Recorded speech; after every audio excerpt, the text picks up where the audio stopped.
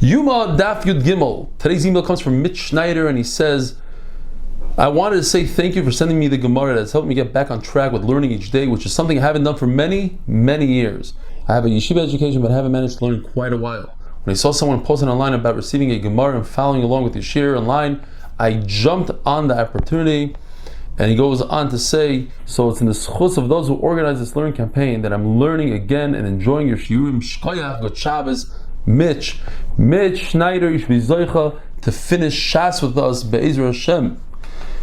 So Yoma Daf Yud Gimel, the Gemara tells us that halacha is like Rabbi Yossi, who says that if a second Kohen Gadol steps in instead of the first one, the second Kohen Gadol, when the first one comes back, is not a Kohen Gadol and not a Kohen Hedyot. But what if the first one dies? He could go back and be a Kohen Gadol, and the Chiddush is that we're not concerned about Eva, about fighting while the first Kohen Gadol is alive. Rabbi Yehuda says we set aside, designate another wife for him. Why? Because we're chayshish that one wife might die, but we're not chayshish for two. Chacham said if we're concerned that somebody might die, let's be concerned that they'll all die, and therefore we don't designate another wife. Now, even though Chacham weren't chayshish for death, but they were chayshish for tumah, and therefore they said we have to set aside and designate another kayan just in case the first kayan becomes tumah, because tumah is something that is common, but it's a very far-fetched thing. Therefore, they set aside and designate another kayan. They figured that if they set aside another kayan, the first kayan will be a lot more careful because he has competition.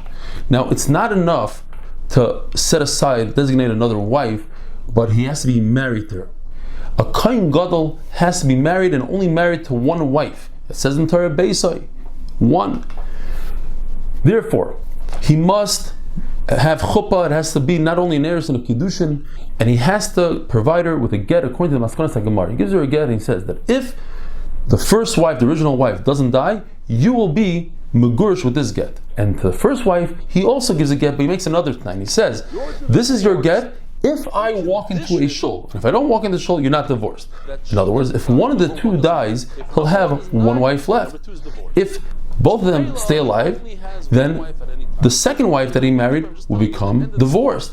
And if he sees that the first wife is about to die, and he's concerned that until she die, at that point he'll have two wives, and that's also asur. So then he walks into the shul, and she becomes divorced retroactively from before Yom Kippur.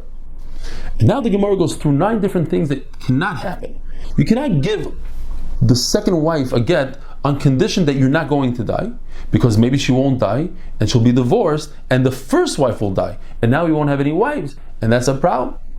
Now, you also cannot give the second wife a get on condition that she does die, or one of them dies. Why?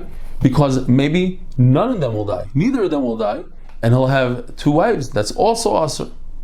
Another problem with that is because you cannot give a woman a get on condition, let's say, that you're not going to drink wine your entire life, because that's not krisus. She's constantly attached to her original husband. So here also, you cannot give a get on condition that you die or the other. So what you could do is you could give a get on condition that you don't drink wine somebody else's life. So too over here, you could give the second wife a get on condition that the first wife won't die. You could make the condition on somebody else's life, but not on the woman that you're giving the get to. Now, we're concerned that the first one might die during the avodah, and he'll have 2 wives, and he cannot give both of them a get on condition that the first wife will die, because maybe she'll die and he won't have any wives.